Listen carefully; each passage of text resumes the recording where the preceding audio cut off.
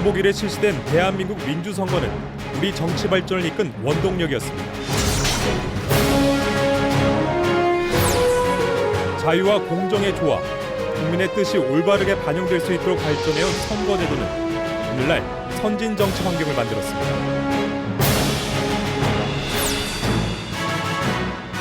우리가 우리 손으로 이룬 대한민국, 세계의 전례 없는 짧은 역사에도 불구하고 자유민주주의 국가로 우뚝 섰습니다. 역동의 민주주의 발전사를 대한민국 선거사에서 삼았습니다.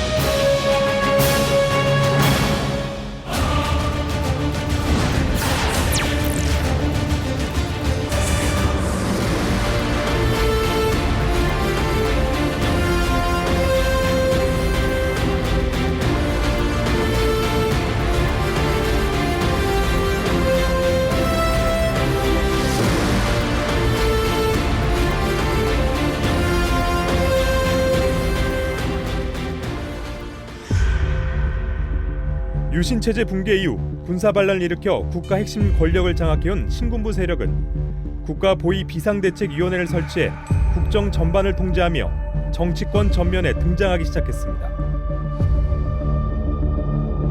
국보위의 실질적인 운영을 주도한 권력의 실세, 보안사령관 전두환이었습니다. 여러 가지 유언비어가 아직도 내용을 잘 모르는 우리 국민들 간에 오가고 있습니다. 이러한 유언비어가 하나의 유언비어로 끝나면 좋은데 역시 여러분들이 알다시피 많은 불순 세력이 우리 한국에 숨어 있기 때문에 유언비어를 방지하는 데 노력해 주시기를 당부합니다.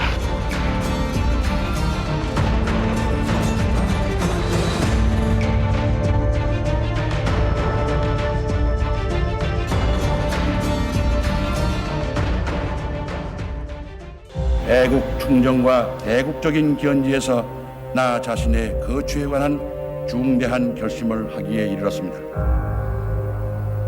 즉 나는 오늘 대통령의 직에서 물러나 헌법의 규정에 이거한 대통령 권한 대행권자에게 정부를 이양하기로 결정한 것입니다. 결국 신군부의 압박으로 최규하 대통령은 재임 8개월 만에 사의를 표명했습니다. 열흘 후 서울 장충체육관에서 통일주체 국민회의에 의한 간접선거로 제11대 대통령 선거가 실시됐습니다. 투표는 등록된 후보자에 대하여 토론 없이 무기명으로 투표용지에 후보자 한 명의 성명을 기재하는 방식이었습니다. 즉, 투표 방식이 기표식이 아니라 지지한 후보자의 성명을 투표용지에 기재하는 자서식이었습니다. 후보자에 대해서 토론을 할 수 없었으므로 지지 또는 선전, 반대하는 의사표시 등 일체의 선거운동할 수 없었습니다. 최규하 대통령이 임기를 채우지 못하고 중도에 사임함에 따라 선거제도는 종전의 방식을 유지했습니다. 대통령의 법정 임기는 6년이었지만 대통령의 거리로 인한 선거였으므로 이 선거에서 당선된 자의 헌법상 임기는 전임자의 잔임 기간인 1984년 12월 26일까지였습니다. 전두환이 단독 후보로 출마해 99.4%의 득표로 대통령에 당선됐습니다.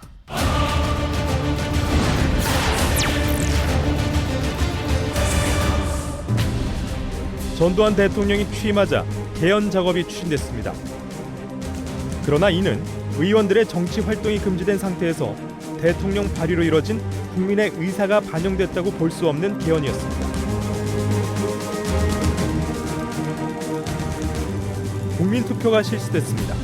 투표율 95.5%. 역대 5번의 국민투표 중 가장 높은 투표율과 찬성률을 기록했습니다. 국민투표를 통해 군사반란으로 권력을 장악했다는 오명을 벗고 대내적으로 권력의 정당성을 인정받기 위해 정권 차원에서 대대적으로 이뤄진 지도 계몽 활동이 반영된 결과였습니다.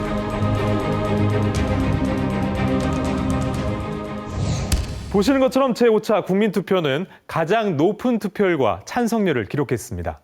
결과로 볼 때는 국민들이 새로운 권력 등장을 적극적으로 지지하는 것처럼 보이지만 실상은 달랐습니다. 당시 법으로 국민투표의 대상이 되는 사항에 대해 찬성하게 하거나 반대하게 하는 국민투표 운동을 제한하고 있었는데요. 이런 이유로 검찰이 국민투표 찬반운동을 하는 사람들을 단속하기도 했었는데 사실상 찬성을 유도하는 계몽운동은 허용되고 반대운동은 금지했습니다. 집권한 지 얼마 안 된 군부 세력에게 국민투표 반대운동은 유리할 게 없었던 거죠.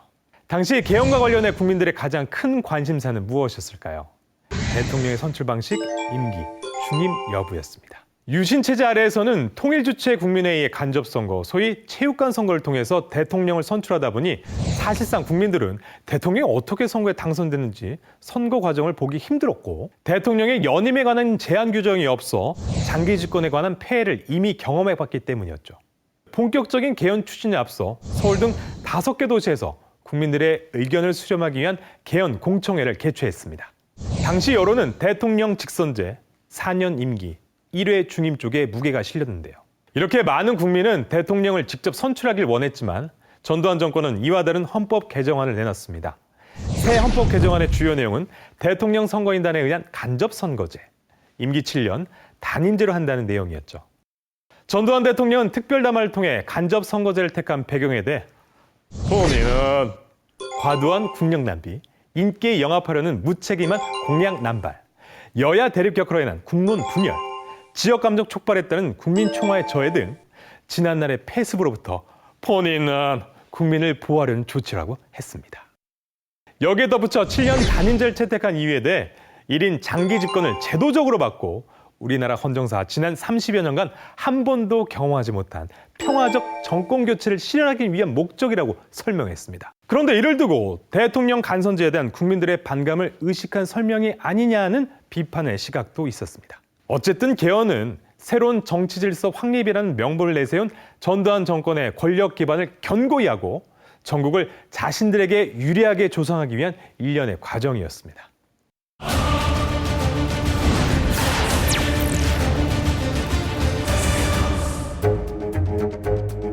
개정된 헌법에 따라 11대 대통령의 임기를 다 채우지 않은 상태에서 12대 대통령 선거일이 결정됐습니다. 선거가 임박하자 정부는 비상계엄령을 해제하고 새로운 정당 창당을 허용했습니다.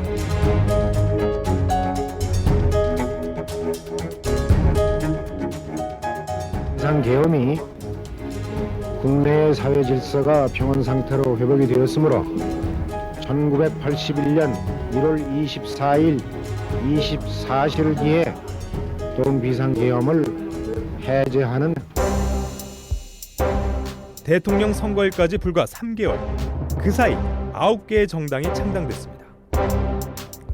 가장 먼저 국군 보안사령부, 즉 신군부 세력이 주축된 민주정의당이 창당됐습니다. 그리고 전두환 대통령이 총재로 선출됐습니다.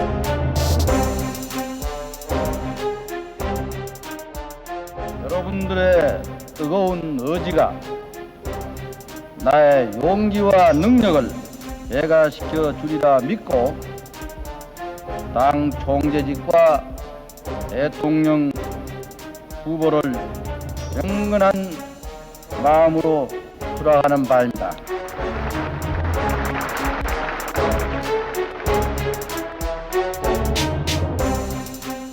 기성 정치인들이 중심이 된 민주한국당과 한국국민당이 잇따라 창당했습니다. 12대 대통령 선거는 먼저 일반 유권자들이 참여하여 대통령 선거인 선거를 한 다음 선거에서 당선된 선거인들이 간접 선거를 통해 대통령을 선출하는 과정으로 진행됐습니다. 선거의 주체가 통일주체 국민회의에서 대통령 선거인으로 바뀌었을 뿐 선거 제도의 골격은 큰 차이가 없었습니다.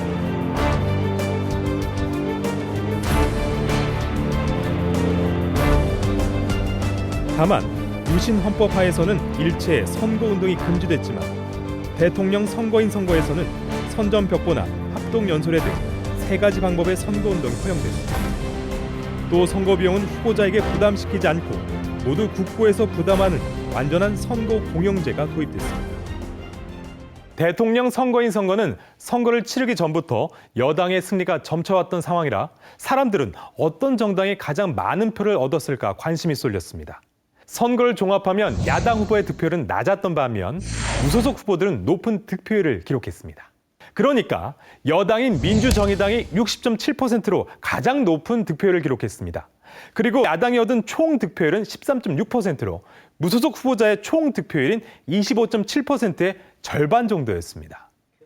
이렇게 야당의 득표율이 낮았던 이유는 당시 정치적 상황과 일반 국민들의 정서와 관련이 많은데요. 당시 대통령 선거인 선거는 후보자가 기탁금을 내지 않고 선거운동 비용도 모두 국가에서 부담해 경제적으로 손해볼 일이 없음에도 야당 후보로 출마하는 것뿐만 아니라 추천을 받는 것조차 꺼렸다고 하는데요. 그 이유는 야당 후보로 출마할 경우 권력의 눈밖에나 생업에 지장이 생기지 않을까 하는 피해의식 때문이었습니다. 와, 이런 현상은 도시보다 농어촌으로 갈수록 더 심해져 야당에서는 후보자를 많이 낼 수도 없었던 상황이었습니다. 또 무소속 후보자의 득표율이 높았던 이유는 무소속 후보자 총수가 4개 야당 후보자 총수의 2배 이상이었고 무소속 후보자 대부분이 지역사회에서 나름대로 지명도가 있는 사람들이 많았기 때문이었습니다. 이것은 서울시 종로구에서 대통령 선거인 선거에 출마한 후보자들의 홍보물인데요. 이 중 우리에게 낯익은 정지영 현대그룹 회장도 보이시죠? 보시다시피 무소속으로 출마한 후보가 많습니다.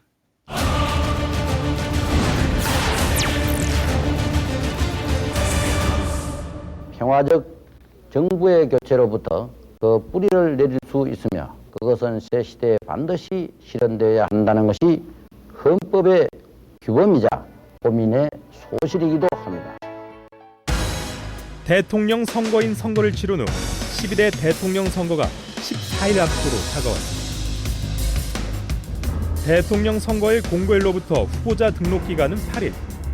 가장 먼저 민주정의당 전두환이 중앙선거관리위원회 후보로 등록했습니다. 한편 주요 정치인의 활동이 금지된 상황에서 마땅히 내놓을 후보가 없었던 야당에서는 3명의 후보가 대선에 출마하기로 했습니다. 전두환만 단독 출마했던 지난 선거 때와는 달랐지만 구색 맞추기라는 비판이 일기도 했습니다.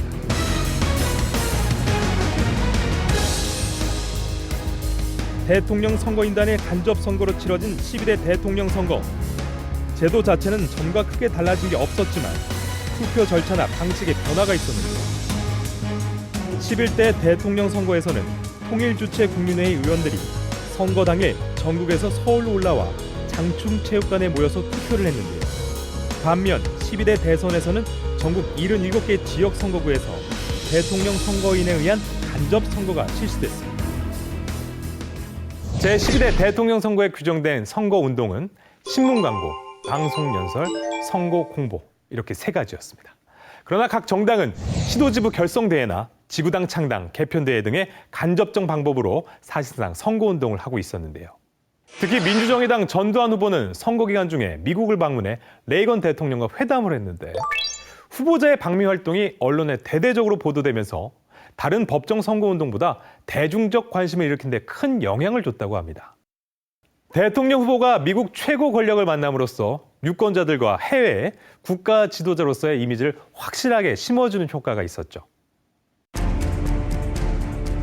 선거 당일 오전 8시부터 전국 77개 지역에서 투표가 실시됐습니다. 결과는 예상했던 대로 전두환 후보가 4,755표로 전체 중 90%에 달한 지지를 얻으며 12대 대통령에 당선됐습니다.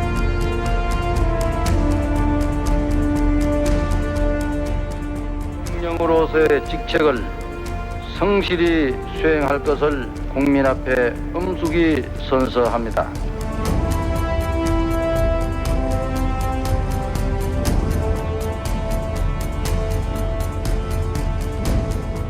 또 한 번 체육관 선거에 의한 대통령이 선출됐습니다.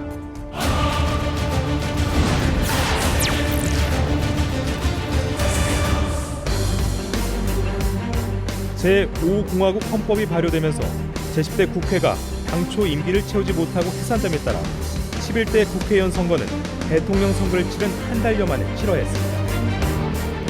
제11대 국회의원 선거 선거법은 국가보위 입법회의가 맡아 제정했습니다. 새 선거법에 따라 선거구 제도와 지역구 수, 의원 정수, 후보자 등록 분야에는 많은 변화가 있었습니다.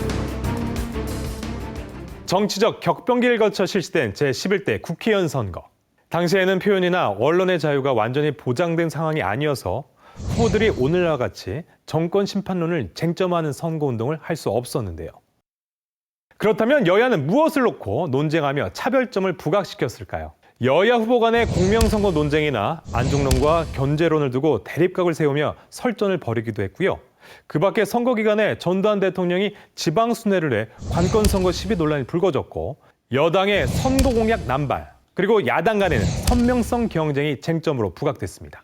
그런데 전두환 대통령이 왜 관건선거 시비 논란에 휩싸였을까요? 전두환 대통령은 1981년 3월 14일부터 열흘 동안 제주도를 제외한 전국 34개 시와 군 지역을 순회했는데요. 전 대통령이 밝힌 순회 목적은 본인은 취임한 후 자신을 지지해준 유권자들의 감사를 표하고 전국 균형 발전을 위해 각 지역 사정을 직접 파악하기 위해서라고 했습니다. 그런데 하필 이 시기가 제11대 국회의원 선거 선거운동 시기와 겹쳤던 것이 논란을 확산시킨 결정적인 요인이 됐죠. 이를 두고 야당에서는 공공연한 관건선거 개입이라며 지방순회를 중지하라고 촉구했죠. 그렇다면 11대 국회의원 선거에서 유권자들은 어떤 선택을 했을까요? 1963년 제6대 국회의원 선거 이후 6번의 국회의원 선거 중 가장 높은 투표율을 기록했습니다. 제11대 국회의원 선거에서 민주정의당이 높은 당선율을 보인 이유는 여야 동반 당선이 가능한 2인 선출 중선거구제가 크게 작용했지만 국민들이 안정을 바라는 마음과 민주정의당의 선거 전략에서 찾아볼 수 있습니다. 선거 기간에 민주정의당은 자신들이 최대로 얻을 수 있는 의석이 55.4%로 개헌선에 훨씬 미달한다며 국민들에게 장기 집권에 대한 우려를 불식시키는 전략을 폈습니다. 이것은 야당의 견제론을 희석시키는 효과를 발휘했고 유권자들은 민주정의당의 안정론을 지지했다는 것입니다.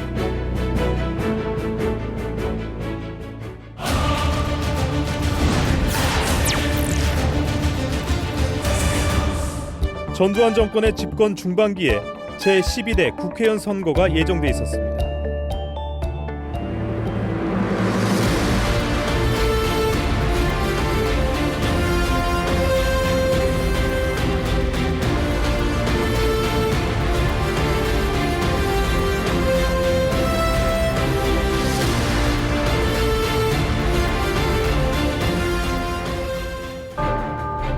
전두환 정권은 1983년부터 정치권을 시작으로 단계적인 유화 조치를 단행했습니다. 일부 정치인의 활동이 허용됐고 학원 자율화 조치로 구속됐던 학생들이 대학으로 돌아오기 시작하면서 학생운동이 다시 활성화되기 시작했습니다. 한편 김영삼 전 신민당 총재는 민주화를 요구하는 단식투쟁에 돌입했습니다.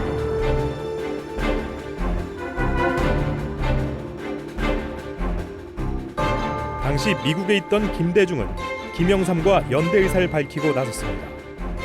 23일간의 김영삼 단식 투쟁은 분열했던 민주화 세력을 하나로 결집하는 계기가 됐습니다. 두 세력의 결집은 민주화 추진협의회 결성으로 이어졌습니다.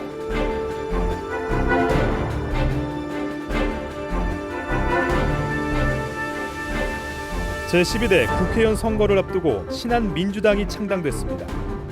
신한민주당은 다가올 국회의원 선거에서 대통령 직선제를 위한 개헌 문제를 공론화시켜 전두환 정권에 대한 반대 여론을 확산시키겠다는 전략이었습니다.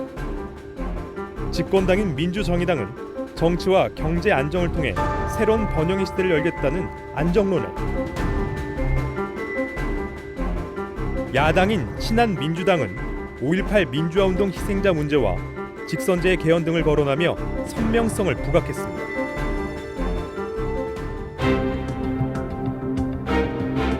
전두환 정권의 집권 전반기 4년을 평가하는 제10대 국회의원 선거 분위기는 전과 달라졌습니다.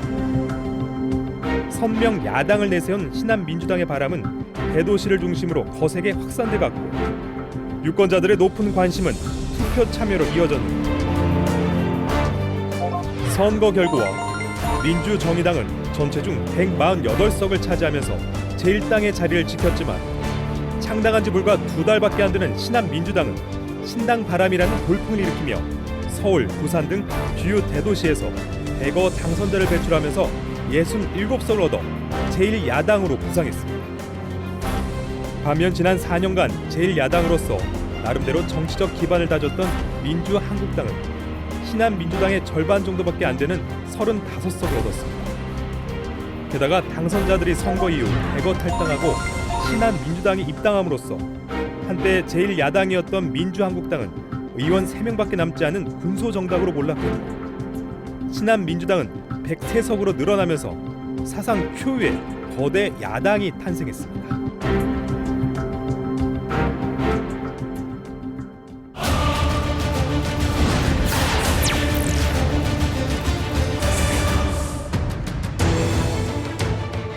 제12대 국회의원 선거에서 대통령 직선제 개헌을 공약으로 내걸며 전국에 새로운 바람을 일으켰던 신한민주당은 본격적인 개헌 추진에 섰습니다. 신한민주당의 1000만 개헌 서명 운동은 국민들에게 큰 호응을 얻으며 전두환 정권을 압박해 나가고 있었습니다. 본인은 임기 중 개헌이 불가능하다고 판단하고 현행 헌법에 따라 내년 2월 25일 본인의 임기 만료와 더불어 부임자에게 정부를 이양할 것을 천명하는 바입니다. 전두환 정권은 평화적 정권 교체를 명분으로 기존 헌법을 유지하겠다는 호언론을 주장하며 개헌 반대 입장을 고수했습니다. 대통령 직선제 개헌 문제를 놓고 정치권에서 지루한 공방이 오가던 1987년 초 개헌 전국 흐름을 바꿔놓는 일이 발생했습니다.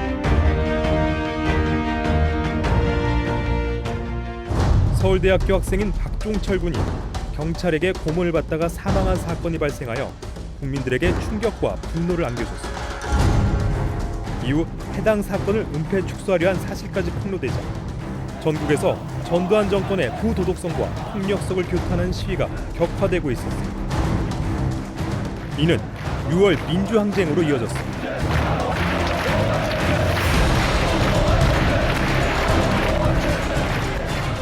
국민적 저항이 정점에 다다르자 정권은 6월 항쟁에 굴복하고 대통령 직선제를 받아들이겠다는 입장을 내놨습니다.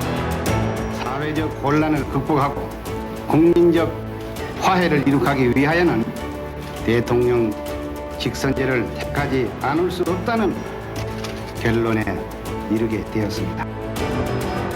공정한 선거를 바라는 국민적 요구가 받아들여진 것이었습니다.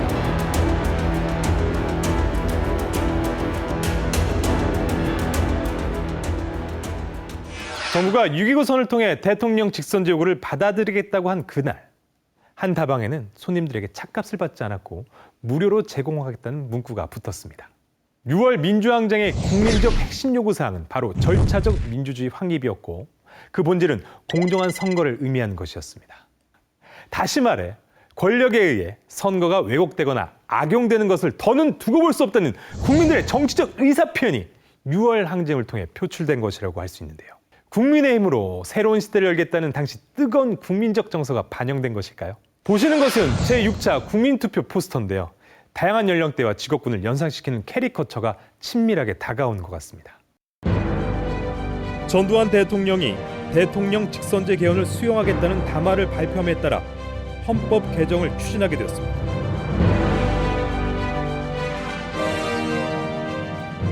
대통령의 선거 방식을 간접 선거제에서 국민 직선제로 바꾸고 대통령 임기를 7년 단임제에서 5년 단임제로 축소한 헌법 개정안이 국민투표에 붙여졌습니다. 그 결과 헌정 사상 처음으로 여야가 합의한 개헌안은 찬성 93.1%로 확정됐습니다.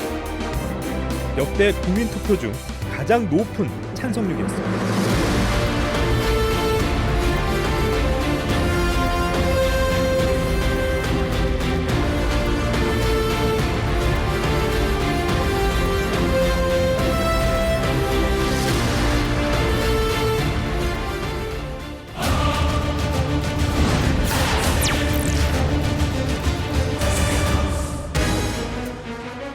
제12대 대통령의 임기 만료에 따라 제13대 대통령 선거일이 확정됐습니다.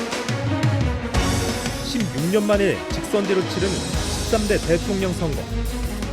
여당인 민주정의당은 노태우를 차기 대통령 후보로 결정했습니다.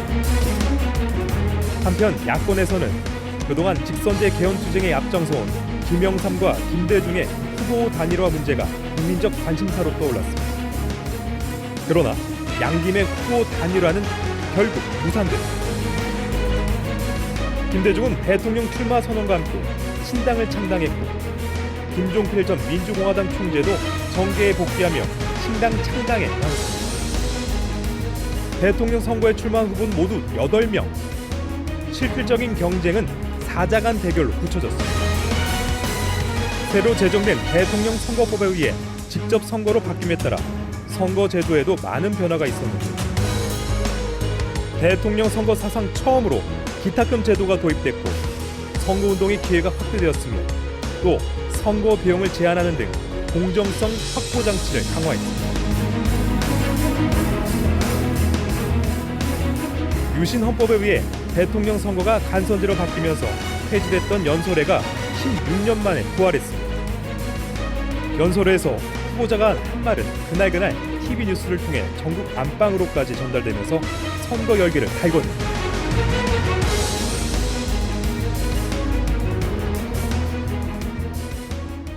국민 여러분, 텔레비전을 통해서 대통령 후보가 연설을 하고 또 유권자들이 안방에 앉아서 이렇게 연설을 듣게 된 것도 노태우 후보는 보통 사람과 안정을, 김영삼 후보는 군정 종식을, 김대중 후보는 평민과 대중의 시대를,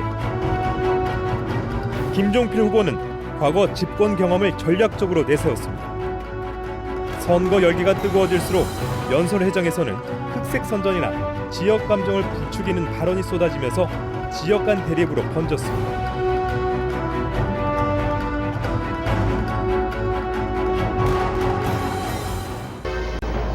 선거 국면이 본격화되던 11월 29일 바그다드에서 서울로 오던 칼 858 여객기가 버마 근해 벵골만 상공에서 실종된 사건이 발생한다. 선거를 하루 앞둔 12월 15일 대한항공 비행기 폭파 사건을 주도한 김현희가 체포돼 서울로 압송됐습니다.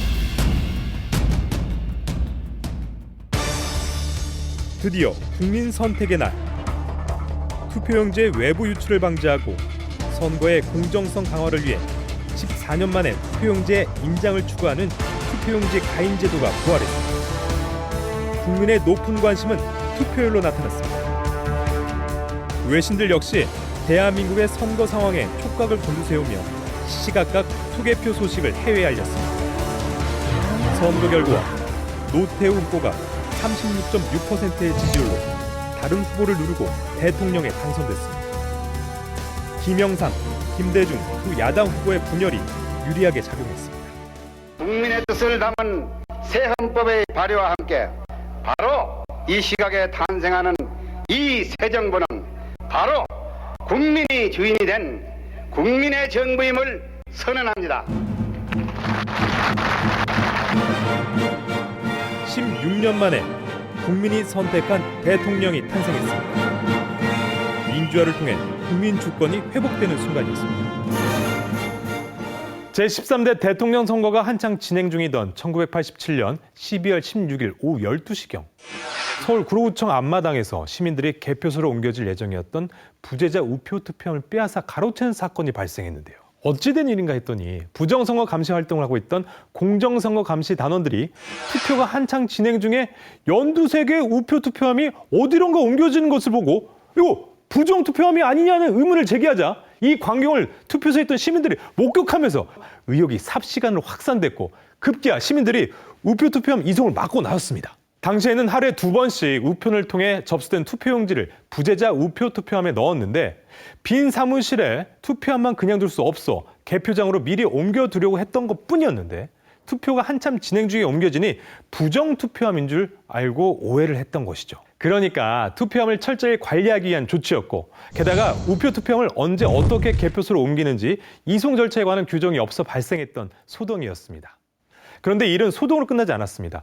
다음 선거 제14대 대통령 선거 때부터 우표 투표함 개표소 이송 시간을 오후 6시 이후로 선거법에 명문화하는 계기가 됐죠. 그럼에도 불구하고 민주화 이후 불거진 부정투표함 논란은 오랫동안 우리 민주주의 역사의 발목을 잡는 미스테리로 남아 있었는데요. 지난 2016년 한국정치학회는 선거관리위원회의 9.5일 우표 투표함에 대한 진위 검증을 제안했습니다.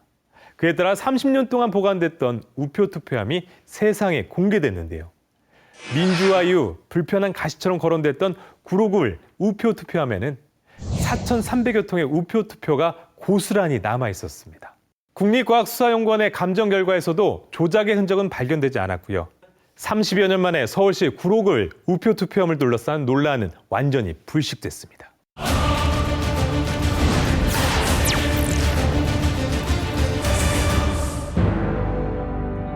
제6공화국 헌법에 따라 12대 국회의원의 임기를 1년 정도 남겨둔 시점에 제13대 국회의원 선거일이 정해졌습니다.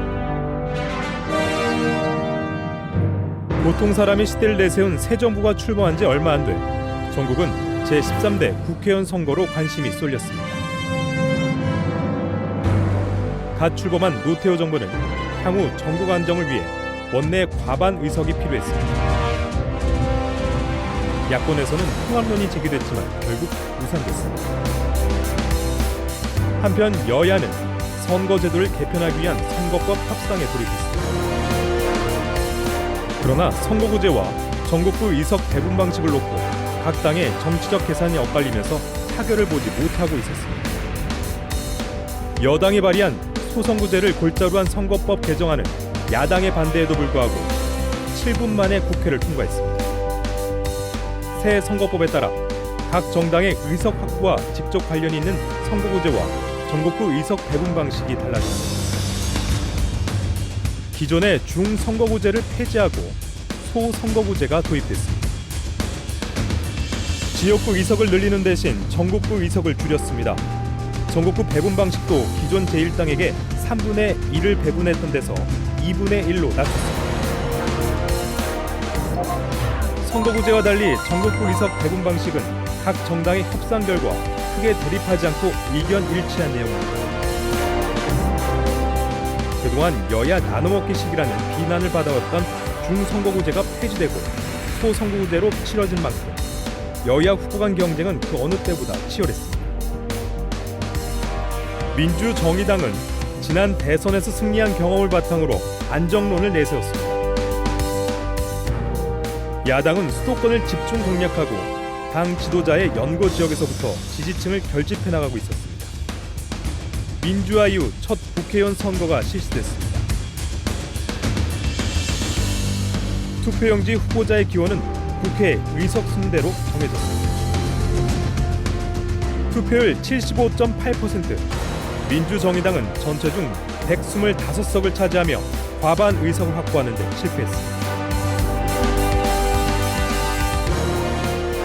제3대 국회 이후 줄곧 과반 의석을 차지해온 집권당이 처음으로 야3당에게 과반 의석을 뺏긴 것입니다. 이로써 여소야대 국회가 만들어졌습니다.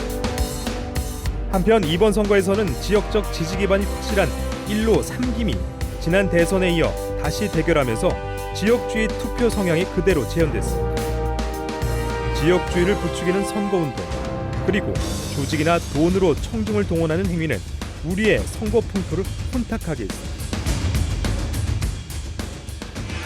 제13대 국회의원 선거에서 강원도 동해시 후보로 출마해 낙선한 민주정의당 후보가 선거 결과에 불복한다며 당선자 무효 소송을 제기했습니다. 이에 대법원이 선거 무효를 판결함에 따라 동해시 재선거가 결정됐는데요. 그런데 재선거 과정에서 각 정당의 중앙당이 선거에 개입하면서 타락 및 불법 선거운동이 극성을 부렸고, 심지어 한 후보는 경제 후보에게 현금 5천만 원을 주고 사퇴하도록 하는 사건까지 발생했습니다. 1987년 이후 우리 사회에 만연해 있던 불편한 단면이 드러난 것이었죠. 여기에 공명 선거를 치르겠다는 목표로 선거관리위원회도 적극 대응하고 나섰습니다. 선거관리위원회는 창설 이후 최초로 불법 선거운동 단속반을 편성하고 위법 행위를 단속했는데요. 단속 결과 후보자 5명과 선거사무장 5명이 검찰에 고발됐습니다. 불법 및 타락, 후보자 매수 사건 등으로 얼룩져 있던 동해시 재선거. 공명선거 정착을 위한 불법 행위 근절과 위법 행위 단속의 출발점이 됐습니다.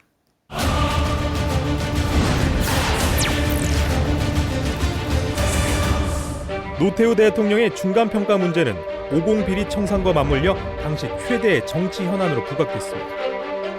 노태우 대통령의 중간평가는 유보되었고 중간평가 문제로 평화민주당과 통일민주당의 관계가 악화되어 야3당의 공조체계가 붕괴됐습니다. 민주정의당의 총재인 노태우 대통령과 통일민주당 김영삼 총재, 신민주공화당 김종필 총재는 3당 합당을 추진하여 민주자유당을 만들었습니다. 민주정의당과 통일민주당 그리고 신민주공화당은 민주발전과 국민대화, 민족통합이라는 시대적 과제 앞에 오로지 역사와 국민에 봉사한다는 일념으로 아무 조건 없이 정당법의 규정에 따라 새로운 정당으로 합당한다. 전격적으로 이뤄진 3당 합당. 전국 주도권은 다시 민주자유당이 쥐게 됐습니다. 3당 합당에 합류하지 않은 의원들은 새로운 당을 꾸렸습니다.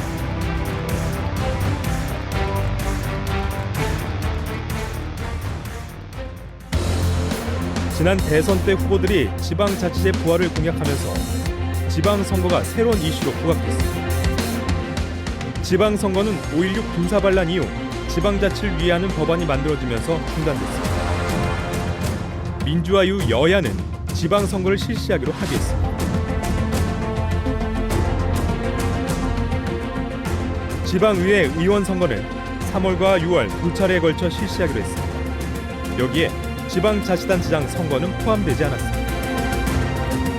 30년 만에 부활한 지방선거, 선거일까지 불과 20일밖에 남지 않은 상황이었습니다. 구시 군의회 의원 선거는 3당 합당 이후 처음 치러진 선거였고 시도의회 의원 선거와 1년 후에 국회의원 선거, 대통령 선거가 연이어 치러질 예정이어서 권력 재편기의 전초전 성격을 띠고 있었습니다. 정당의 선거운동을 허용하지 않았지만 이런 이유로 각 정당은 사실상 선거에 개입하였고 다른 선거와 마찬가지로 정당 간 대결 양상도 나타났습니다.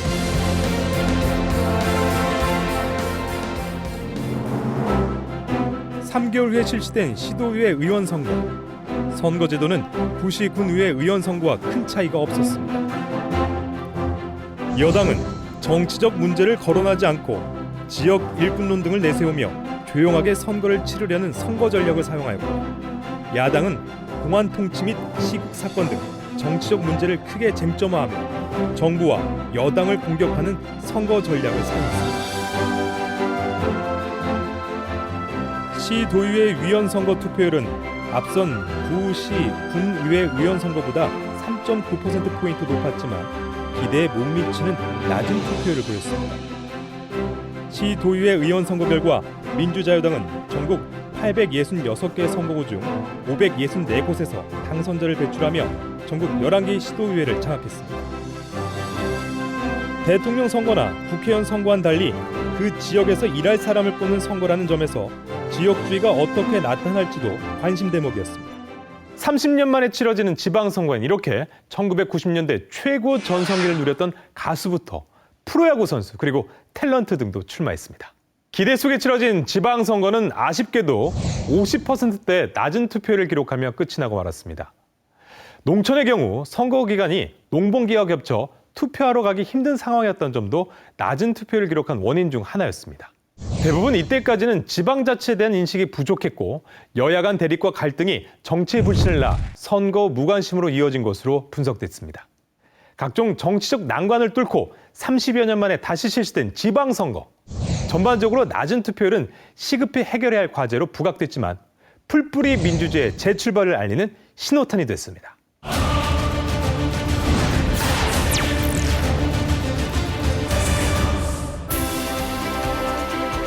연말 대통령 선거를 9개월 앞둔 시점에 제14대 국회의원 선거가 예정돼 있었습니다. 3당 합당으로 지지력을 결집한 민주자유당에 맞서 제1야당인 신민주연합당이 민주당과 합당하여 새로운 민주당 창당.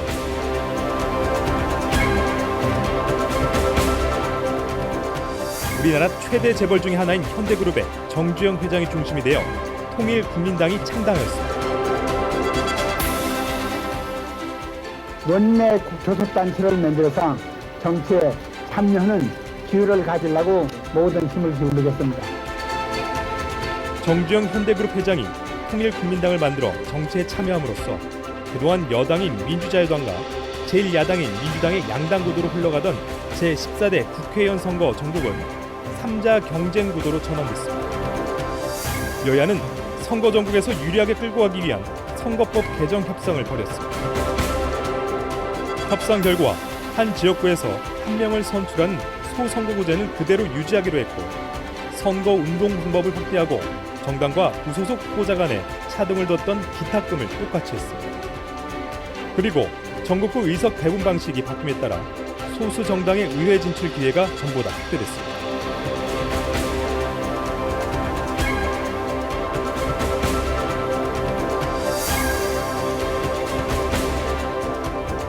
여당은 안정론을, 제1야당인 민주당은 거대 여당 견제론을, 그리고 통일국민당은 경제를 아는 정당임을 주요 전략으로 내세웠습니다. 선거 때만 되면 후보들이 유권자의 표심을 사로잡기에 귀가 솔깃해지는 공약을 내겁니다. 집권당인 민주자유당은 다시 뛰는 한민족, 일하는 민주자유당이라는 구호로 무려 180여 개의 선거 공약을 제시했고, 민주당은 정직한 정치, 물가 안정 실현 등을 목표로 모두 152개의 공약을 내놨습니다. 그렇다면 대기업 총수에서 정치 신인으로 변신한 정주영 회장은 어떤 공약을 내세웠을까요?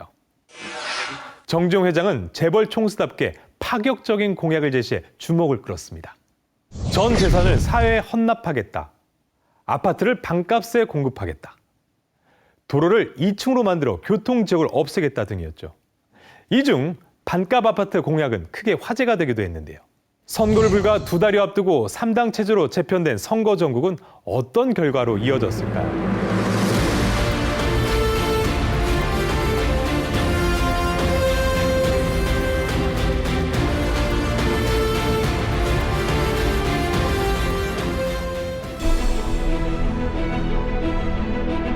제14대 국회의원 선거가 실시됐습니다. 선거 결과 제13대 국회의원 선거에 이어 여당인 민주자유당이 과반수 의석을 얻지 못하는 여소야대가 재현됐습니다.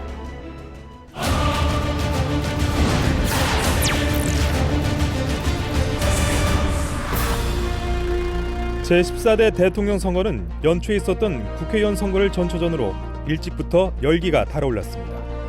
각 당은 대통령 후보를 선출하고 본격적인 대선 국면에 돌입했습니다. 민주화를 이끌며 서로에게 최고의 정치적 동반자이자 라이벌이었던 김영삼과 김대중은 여야 후보로 대권을 놓고 경쟁하게 됐습니다.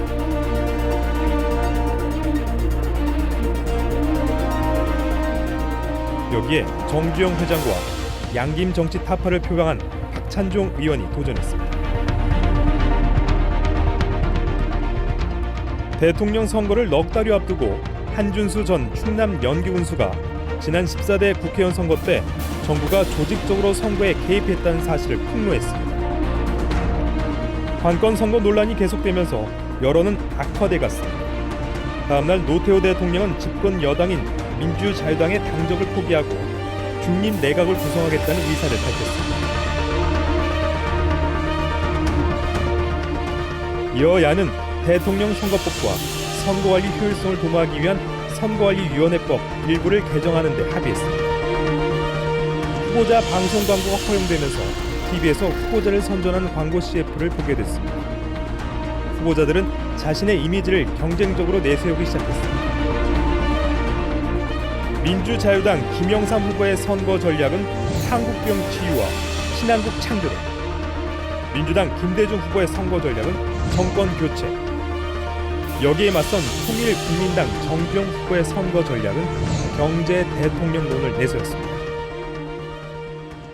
제14대 대통령 선거 때부터 후보자의 정치 철학과 공약을 담은 인쇄물을 직접 유권자에게 배포할 수 있게 됐는데요. 민주화 투쟁에 앞장섰던 김영삼 후보는 지난 40년간의 정치 역경과 개혁의 의지를 정책집에 담아냈습니다. 김대중 후보는 이번엔 바꿉시다. 추락하는 용은 날개가 있다라는 제목의 인쇄물을 유권자에게 나눠줬습니다. 그리고 정주영 후보는 대한민국 격동기 자신의 성공 신화를 소개하면서 경제위기의 능력을 적극적으로 알렸고요. 박찬종 후보는 밝은 정치, 밝은 정부, 알찬 경제를 목표로 새로운 대한민국을 열겠다는 정치적 철학을 정책집에 담았습니다. 그런데 이런 인쇄물에 상대 후보를 비난하는 내용을 실어 논란이 되기도 했고요. 제작 수량을 초과해서 통제 불능 상태에 이른 문제까지 발생했습니다. 이런 이유로 제19대 대통령 선거 때부터 소형 인쇄물 작성은 후보자가 직접 하되 배분은 선거관리위원회에서 하는 것으로 바뀌었습니다. 정주영 후보를 둘러싼 금권 선거 논란은 대선 전국의 뜨거운 쟁점으로 부각됐습니다. 선거를 사흘 앞두고 통일국민당이 기자회견을 열어 부산의 한 식당에 모였던 사람들의 대화를 녹음한 테이프를 언론에 공개했습니다. 이른바 부산 초원 복집 사건은 지역 감정을 자극하는 말과 함께 관건 선거 논란을 확산시켰습니다. 선거 때만 되면 불거졌던 군대 내 부정선거 시비를 차단하기 위해 14대 대통령 선거 때부터는 부재자 투표소 투표 제도를 실시했습니다. 부재자 투표소에서 투표가 실시되면서 그동안 끊이지 않았던 부재자 투표의 부정 시비는 사라졌습니다.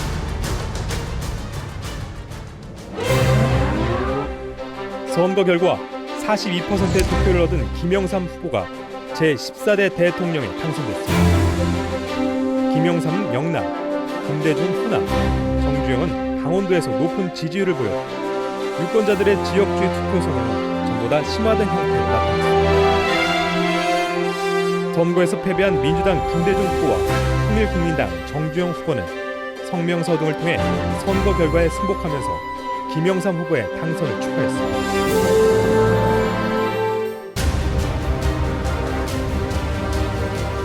대통령으로서의 직책을 성실히 수행할 것을 국민 앞에 엄숙히 선서합니다.